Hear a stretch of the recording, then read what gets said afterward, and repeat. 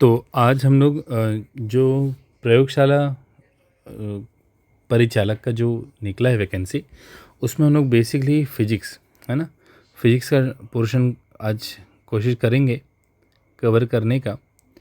और उसमें बोला है 9th और 10th का फ़िज़िक्स लेने के लिए, तो हम लोग कोशिश करेंगे कि जितने भी टॉपिक्स हैं 10th फ़िज़िक्स के और 9th फ़िज़िक्स के, उसको कवर कर सकें। तो पहले मैं चैप्टर्स के यहाँ पे नाम लिख देता हूँ और उसके बाद में इसको डिटेल करेंगे।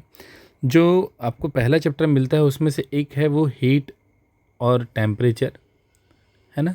मैं हिंदी में भी लिखूँगा ताकि दोनों ही मीडियम वालों को आसानी हो सके।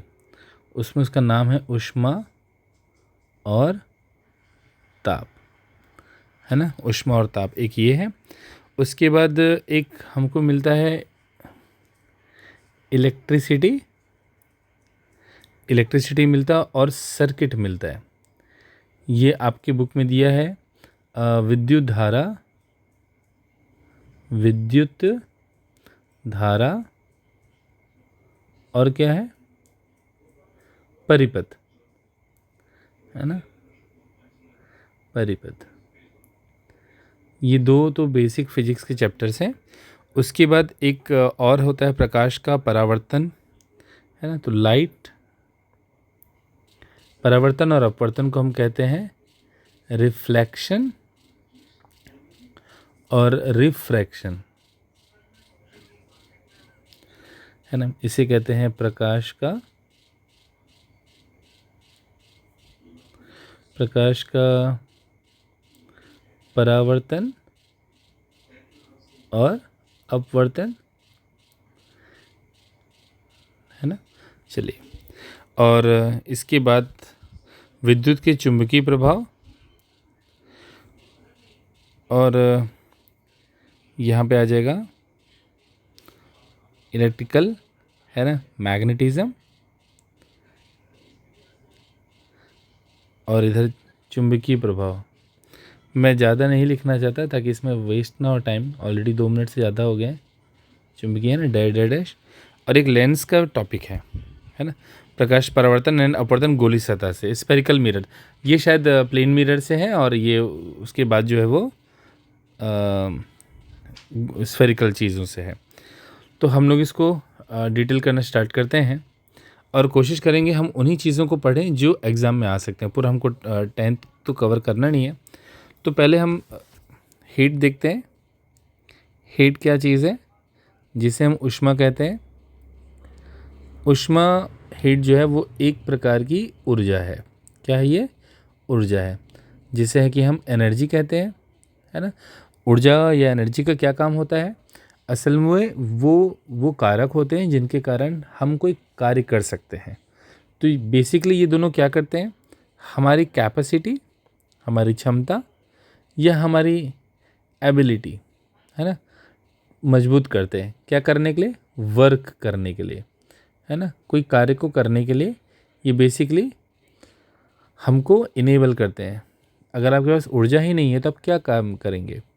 तो ऊर्जा बोलते हैं ना, आज एनर्जी नहीं है, उतनी ताकत नहीं है, तो उसका मतलब वही होता है। ताकत वर्ड वैसे सही नहीं है, बेसिकली हमको ऊर्जा कहनी चाहिए। तो किसी भी कार्य को करने के लिए जो आवश्यक चीज़ होती है, that is called age energy. याद रखिएगा, दुनिया में जितनी भी एनर्जी है उनका कोई यूनिट हो ना हो, बट जूल एक कॉमन यूनिट है। जूल क्या है? एक कॉमन यूनिट है। याद रहेगा, कोई भी एनर्जी, चाहे साउंड एनर्जी हो, केमिकल एनर्जी हो, कोई भी एनर्जी, मैकेनिकल एनर्जी हो, पोटेंशियल एनर्जी हो, है ना, गतिज ऊर्जा हो, स्थैतिक ऊर्जा हो, सभी ऊर्जाओं का जो यूनिट होगा वो जूल होगा। अब एक छोटा सा मैं चीज़ बताता हूँ कि 2 प्रकार के बेसिकली यूनिट होते हैं, है ना? ये होता है सेंटीमीटर,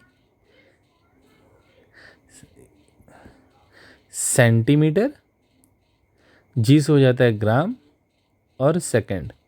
ये एक छोटी इकाई होती है किसी भी मात्रा, यूनिट की, मात्रक की। और एमकेएस क्या होता है? मीटर, किलोग्राम और सेकंड, समय के लिए। सेकंड दोनों में कॉमन होता है। अभी छोटी इकाई और बड़ी इकाई क्यों लेते हैं? ये ठीक वैसे ही है जैसे कि हम जब सब्ज़ी लेने जाते हैं तो हम क्या करते हैं, जो धनिया पत्ता होता है ना, उसको हम कैसे खरीदते हैं? ग्राम में खरीदते हैं, है ना। 100 ग्राम, 200 ग्राम, कोई 5-10 किलो नहीं खरीदता है। अगर उसके यहाँ पार्टी भी होगी तो 5 किलो काफ़ी होता है। हम जब घर के लिए लेते हैं तो ग्राम में खरीदते हैं। लेकिन जब हम आलू लेते हैं, क्या लेते हैं? आलू लेते हैं, तब हम कैसे करते हैं? किलोग्राम में लेते हैं। मतलब कहीं पे हम छोटी मात्रा का इस्तेमाल करते हैं, कहीं पे बड़ी मात्रा का करते हैं। अगर आप ज्वेलरी शॉप जाएंगे तो ग्राम की जगह क्या लेंगे आप? मिलीग्राम लेंगे, है ना। मिलीग्राम में बात होती है। तो जैसी हमारी ज़रूरत होती है वैसा हम उसके साथ में यूनिट या मात्रक का इस्तेमाल करते हैं। तो जूल बेसिकली क्या है? एक प्रकार का मात्रक है, इसे इंग्लिश में यूनिट कहते हैं। ठीक, तो हीट का एक यूनिट तो जूल हो गया, है ना। चलिए अब हम लोग आगे बढ़ते हैं कि हीट के कारण क्या क्या हो सकता है। तो हीट के कारण पहली चीज़ हो सकती है कि आप किसी भी चीज़ का डायमेंशन चेंज कर सकते हैं, मतलब उसकी विमाएँ विमाएँ बदल सकते हैं। विमा मतलब कोई चीज़ इतनी लंबी है तो गर्म कर दिया, मेटल है तो और लंबी हो जाएगी, है ना। उसकी विमा को हमने बदल दिया, लेंथ को बदल दिया, ब्रेड्थ को बदल दिया, एरिया को बदल दिया, बढ़ा सकते हैं। दूसरा क्या कर सकते हैं? उसका स्टेट बदल सकते हैं। स्टेट मतलब जैसे धातु नहीं, इसको ठोस है तो द्रव्य कर दिए, तो उसको बोलते हैं स्टेट बदलना, है ना। थोड़ा सा आप इंग्लिश का मैं मतलब बता दूंगा, एग्जैक्ट वर्ड नहीं आएंगे तो आप प्लीज़ आप देख लीजिएगा, उसको मिल जाएंगे।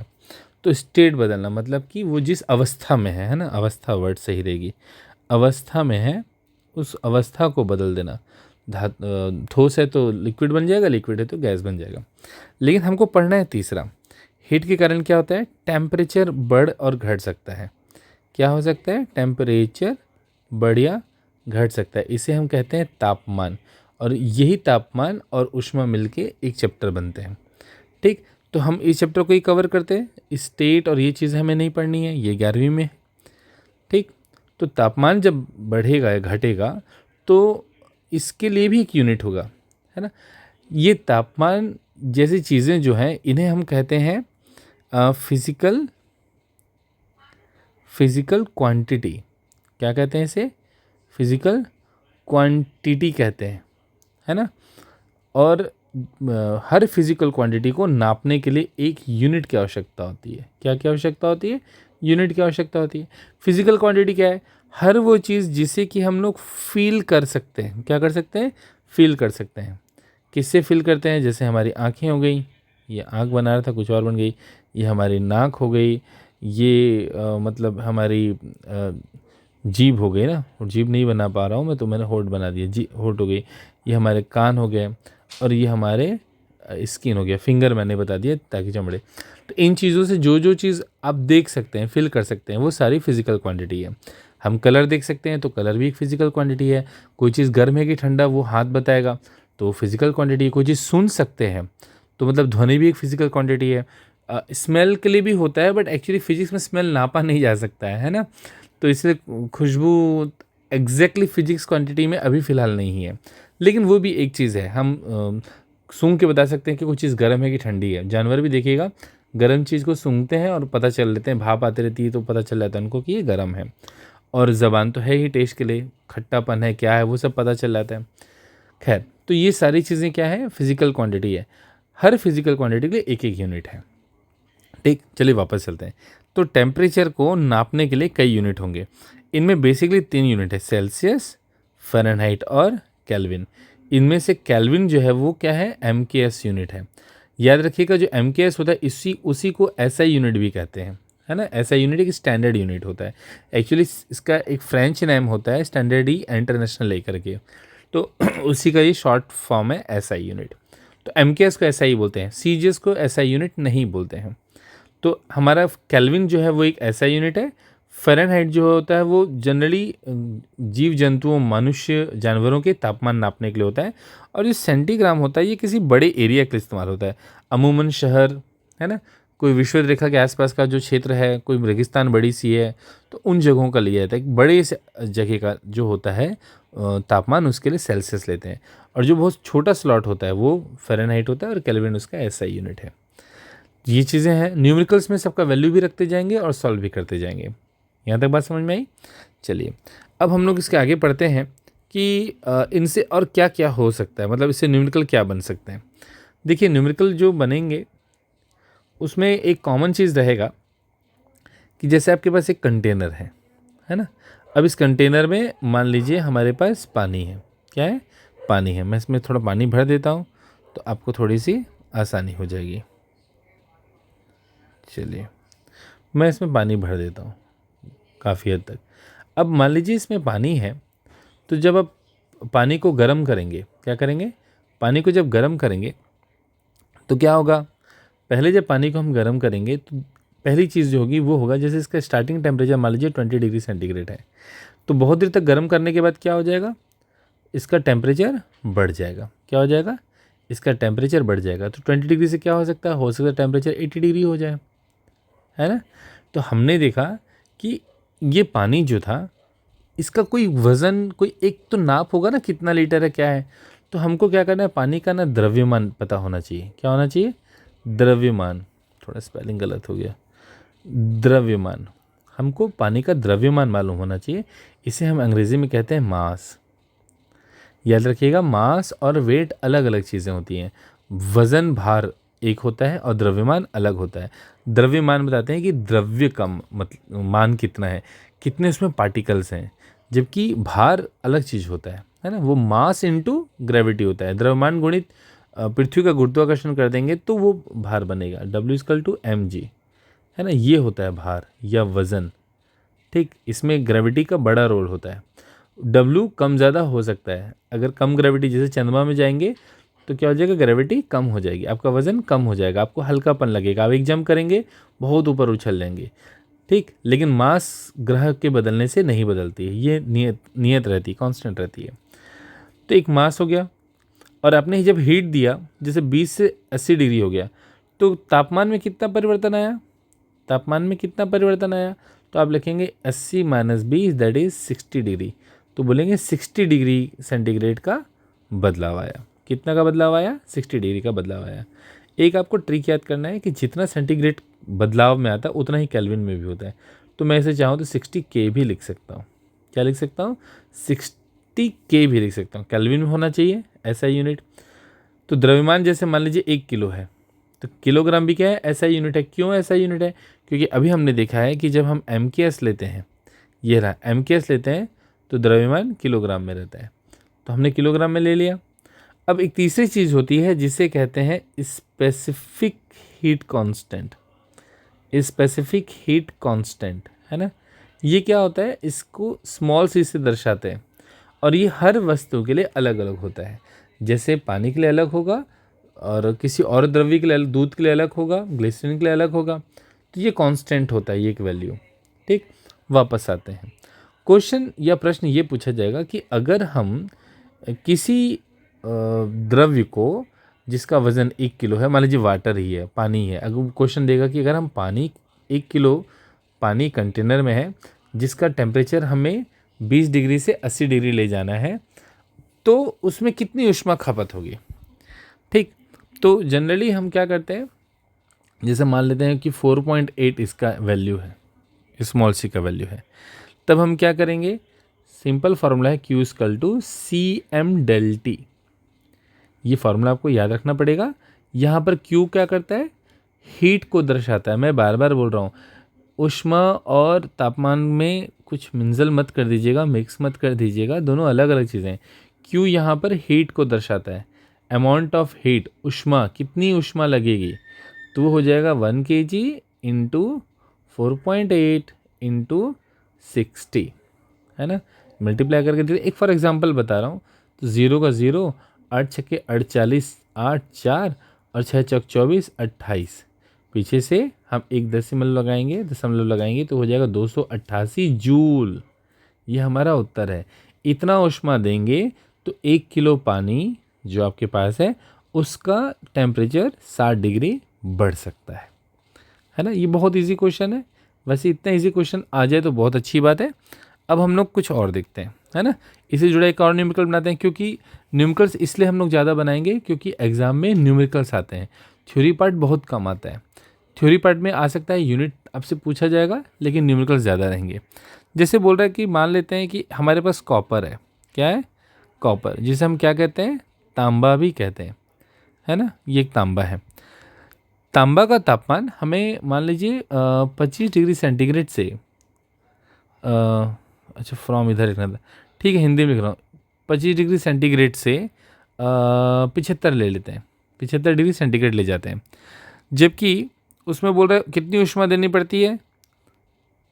मान लीजिए जो जे लगा है मतलब ये ऊष्मा है, इतनी ऊष्मा दी जाती है, क्या की जाती है, इतनी ऊष्मा दी जाती है। तो थोड़ा सा क्वेश्चन पूछ दे रहा है कि कॉपर है ना, कॉपर की स्पेसिफिक हीट कैपेसिटी, स्पेसिफिक का हिंदी क्या हो जाएगा, स्पेसिफिक मतलब विशिष्ट है ना, विशिष्ट स्पेसिफिक हीट, विशिष्ट ऊष्मा हीट कैपेसिटी, इसका धारक भी हो सकता जो भी वर्ड है, तो विशिष्ट ऊष्मा इसका एग्जैक्ट हिंदी नाम है। इसकी विशिष्ट ऊष्मा क्या होगी, चलिए हम देख लेते हैं। हमें पता है Q equal to M C M del T होता है, ठीक।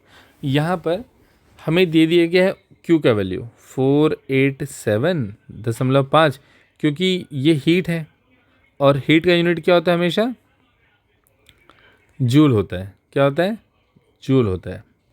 C का वैल्यू हमको पता नहीं है। M का वैल्यू क्या होगा, M का वैल्यू दिया है क्या, M का वैल्यू मैंने नहीं दिया है शायद आपको, नहीं नहीं लिख लेते हैं, ले लेते हैं इसको, मान लेते हैं 25 ग्राम है।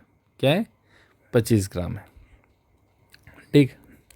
तो देखिए ये M की वैल्यू हो जाएगी 25 ग्राम और डेल्टी कितना आ जाएगा, 25 से 75 गया है, तो हम यहाँ लिखेंगे 75 माइनस 25 डिग्री है ना सेंटीग्रेड। चलिए अब क्योंकि 25 ग्राम है तो हमको किलोग्राम में करना पड़ेगा, तो हम क्या करेंगे, 25 को डिवाइड करेंगे 1000 से, तो ये बन जाएगा किलोग्राम। इन का डिफरेंस आएगा 50C, मैंने कहा था जितना सेंटीग्रेड होता है उतना ही केल्विन होता है, तो 15K हो जाएगा। और यहाँ पे स्मॉल सी जिसका वैल्यू हमें निकालना है, और ये हो जाएगा 487.5 जूल। या तो समझ में आया।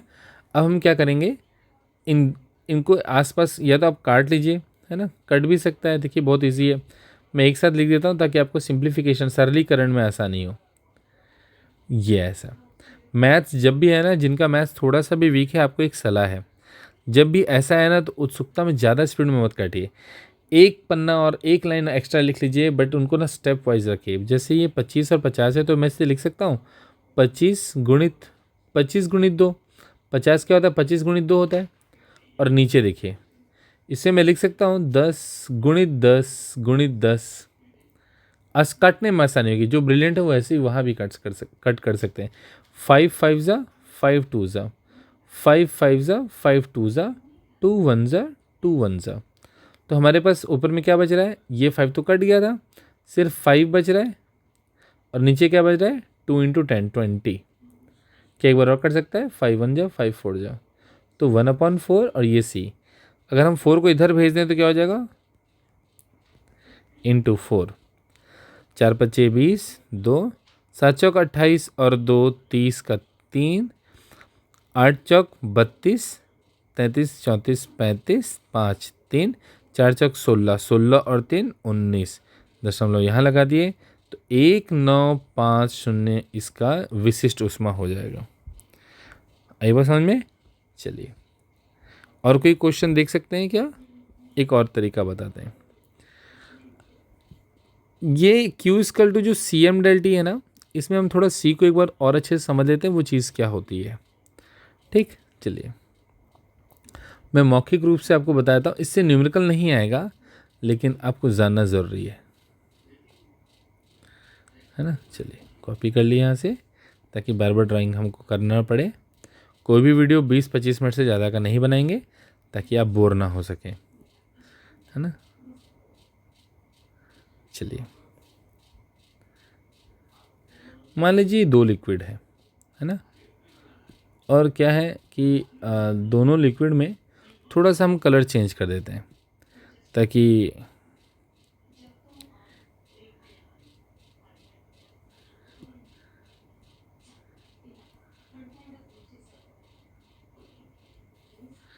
चलिए ये 2 अलग अलग लिक्विड है, सेम लिक्विड हो जाएंगे तो फिर समझ में नहीं आएगा कि क्यों उनका स्पेसिफिक हीट कैपेसिटी अलग अलग है। अभी आपको 2 लिक्विड दिख रहे होंगे, है ना। चलिए मान लेते हैं इस लिक्विड का जो नाम है वो है X और इसका वो है Y। ठीक, दो हमारे पास लिक्विड आ गया। अगर दोनों को सेम हीट दिया जाए, क्या दिया जाए, सेम हीट दिया जाए, और दोनों का जो मास है m1 और इधर m2 लेते हैं, ये दोनों भी अगर सेम है, क्वांटिटी सेम है, बर्तन का साइज सेम है, बर्तन का मटेरियल सेम है, कैंडल सेम है, सेम टाइम के लिए हीट दिया गया है, हो सकता है कि ये 10 डिग्री बढ़े और ये 5 डिग्री बढ़े। इसका मतलब क्या है, क्योंकि ये दोनों द्रव्य अलग अलग हैं, अलग अलग प्रकृति के हैं, अलग अलग इनका स्वभाव है, इसीलिए नीली वाली जिसका नाम X है वो हीट को ज़्यादा देर तक अपने अंदर नहीं रख सका और क्या कर लिया, टेम्परेचर बढ़ा लिया। लेकिन गुलाबी वाला जो है काफ़ी ऊष्मा को अपने अंदर दबाए रखा और उसके बाद उसका तापमान बढ़ रहा है। आई बात समझ में। तो ये इसका एक्चुअली शाब्दिक अर्थ होता है कि इसमें ऊष्मा को रखने की क्षमता है। ठीक ना। चलिए अब हम लोग टेम्परेचर और हीट के बीच में और रिलेशन बनाते हैं। जैसे एक क्वेश्चन है कि एक गेंद है और इस गेंद का टेम्परेचर है 50 डिग्री और ऐसी एक और गेंद है जिसका टेम्परेचर है 30 डिग्री। अगर इन दोनों को जोड़ दिया जाए तो ऊष्मा किधर से किधर जाएगी, तो हम इसे लेंगे T1, इसे लेंगे T2। याद रखिएगा ऊष्मा हमेशा ज़्यादा से कम की ओर जाती है, तो यहाँ T1 बड़ा है T2 से, इसलिए बड़े से छोटी की ओर जाएगी। ये ठीक वैसे ही है जैसे घर में बड़े छोटों को पैसा देते हैं, छोटे बच्चे बड़ों को पैसा नहीं देते हैं। तो बड़े संस्कार भी अच्छा देते हैं छोटों को, छोटे संस्कार नहीं दे पाएंगे बड़ों को, वो तो खुद गेन कर रहे हैं। तो जैसे पानी जो है वो ऊपर लेवल से, पानी जो है ऊपर लेवल से लोअर लेवल आती है ना। जैसे जैसे बॉल है, अगर हम बॉल को यहाँ से ढकेल देंगे तो क्या होगा, बॉल नीचे की ओर आएगा। तो ऊपर से ऊंचाई से नीचे की ओर आती है बॉल। पानी भी ऐसा बहता है नाली में, नहरों में, नदियों में, है ना। तो ठीक वैसे तो आपको एक क्वेश्चन ये पूछ सकता है कि अगर ऐसे से है तो टेम्परेचर कैसे जाएगी। अगर दोनों का सेम होगा, टेम्परेचर सेम होगा तो हीट किधर से भी किधर नहीं जाएगी। ठीक, एक लास्ट टॉपिक बनाते हैं इससे क्वेश्चन।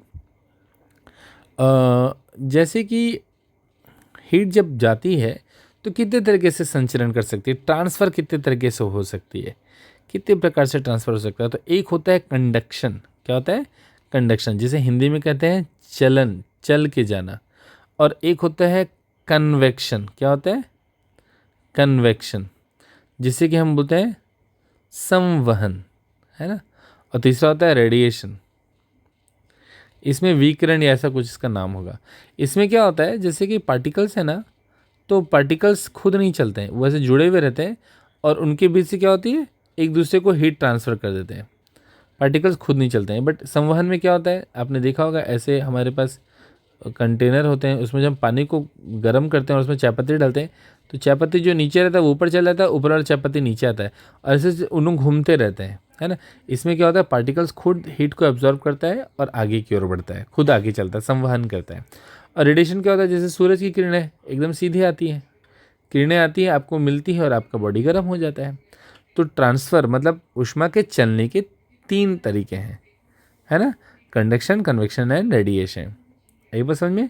तो एक क्वेश्चन ये बन सकता है कि भाई हमारे पास अगर स्पून है ना, अगर हम स्पून को ऐसे रख के क्या करते हैं, गर्म करते हैं स्टोव में, तो पहले तो ये हिस्सा गर्म होता है, लेकिन उसके बाद हमारे हाथ में भी गर्मी आ जाती है। क्यों, क्योंकि धातु में चलन बहुत जल्दी होता है, ये बहुत फास्ट होता है।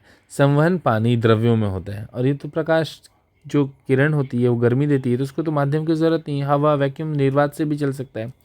तो ऐसे क्वेश्चन भी आ सकते हैं। तो ये लगभग 24-25 मिनट का वीडियो है। और अगर आपको इस वीडियो में कोई भी चीज़ की कमी लगे कि सर आपको हिंदी फ़ॉन्ट्स ज़्यादा लिखने चाहिए, ये ज़्यादा हिंदी के शब्द होने चाहिए, तो उस पर ज़रूर विचार किया जाएगा। तो प्लीज़ कमेंट्स ज़रूर करें बॉक्स में। और वीडियो हर दिन हो सकेगा तो एक दिन में ज़्यादा से ज़्यादा वीडियो आएंगे, लेकिन आपकी जो सुझाव है वो ज़रूर कमेंट बॉक्स में लिखें। तैयार रहें अगली वीडियो के लिए।